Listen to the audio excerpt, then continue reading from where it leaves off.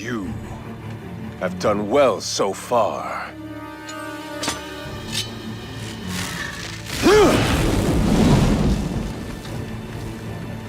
But that was just practice.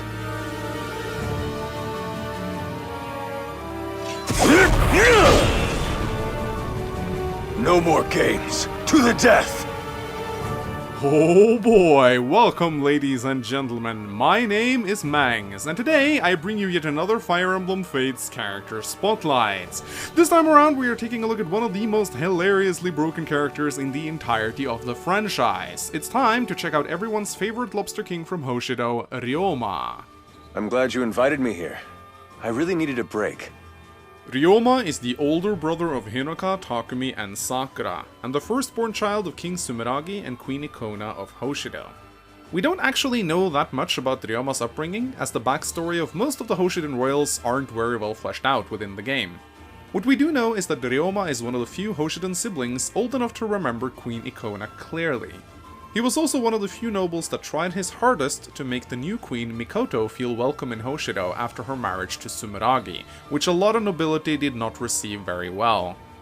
Ryoma would also enlist the service of two ninjas that would later serve as his retainers, Saizo and Kagero, though again the game gives us very little backstory regarding how they came to know him.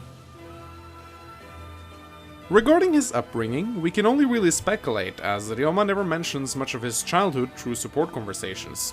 We can only assume he trained ruthlessly to live up to his father's expectations, and Sumeragi possibly also trained him in the way of the sword, passing down the legendary katana Raijinto to his son.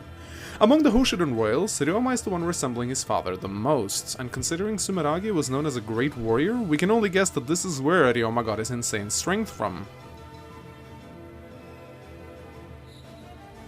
Ryoma is a strongly built, tall man in his 20s, dressed in red full-plate samurai armor.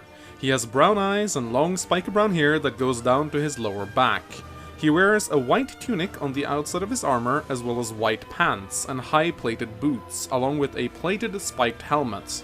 In his hands, he holds one of the Hoshidan royal relics, the katana Raijinto, which sparkles with electrical energy.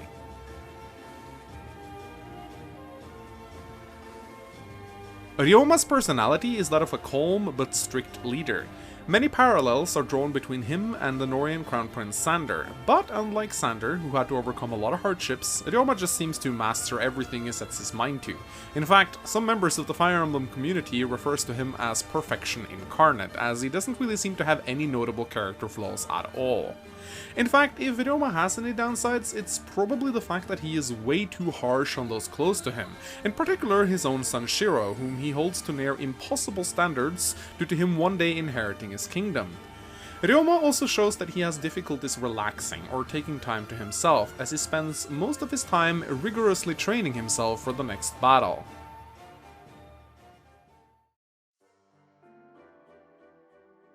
As a unit, Ryoma is straight up regarded as the most powerful character in Fates, and possibly all of Fire Emblem.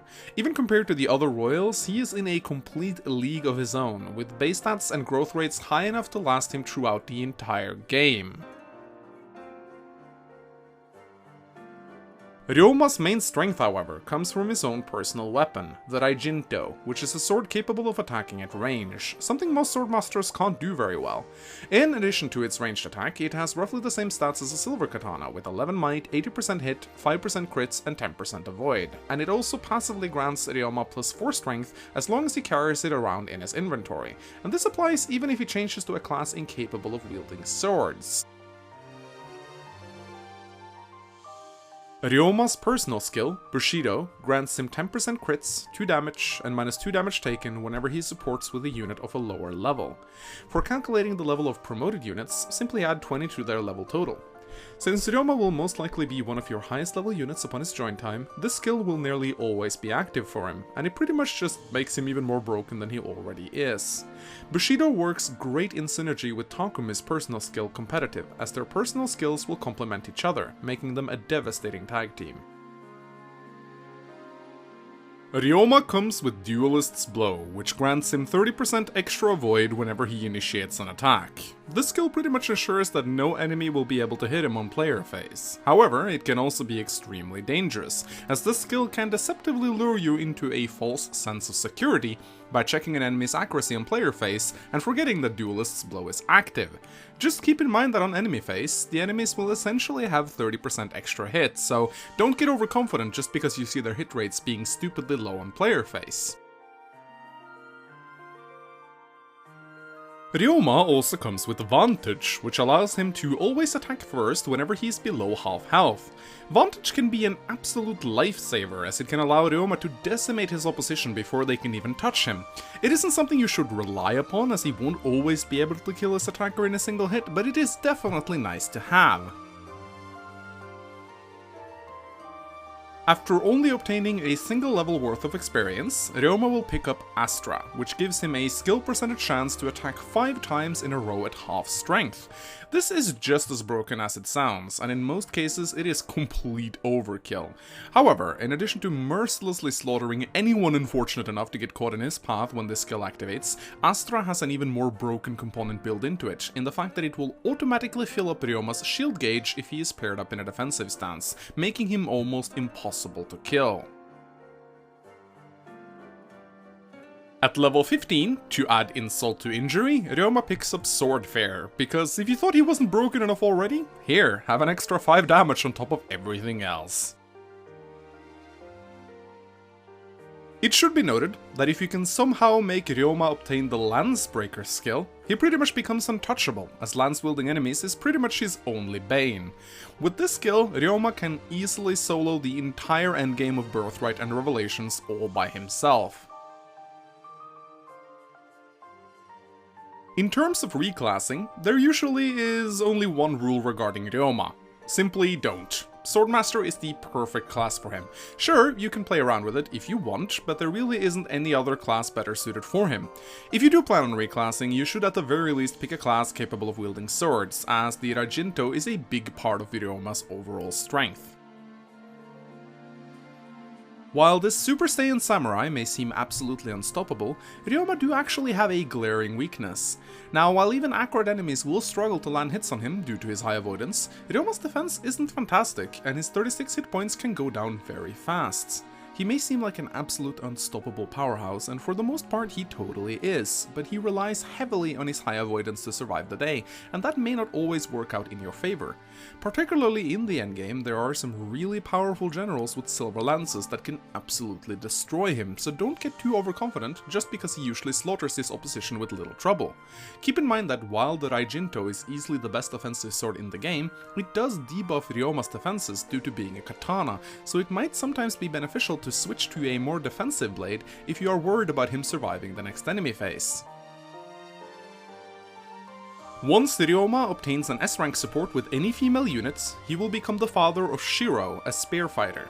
While Shiro has great strength and skill, he does struggle a little bit with speed and defense, so pairing up Ryouma with a female that provides these stats in abundance can be a good idea.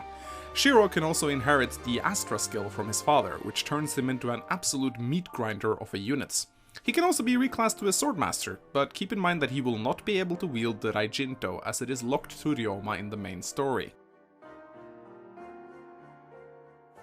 At the end of the day, Ryouma is easily one of the most powerful units in Fates, with the only thing lacking being his availability, and even then many would argue that he joins quite early for a unit of his immense power level. If you're having a tough time, just send Ryouma in the general direction of whatever you want to die, and you won't be disappointed with the results. Just don't get too overconfident, and this Thunderous Lobster King will serve you quite well. This has been fun, but I should get back to my training.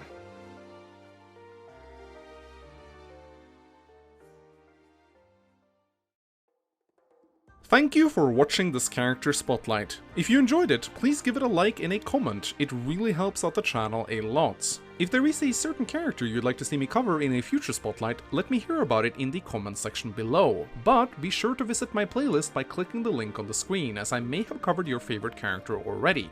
Below there are also some previous spotlights you can visit directly by clicking on them. If you like art, make sure you check out the page of my designer, Mina Tangerina, by clicking the link in the video description. She's the one designing most of the wallpapers and thumbnails you see used during my spotlights. At any rate, thank you so much for watching my video. My name has been Mangs, and I'll see you guys next time.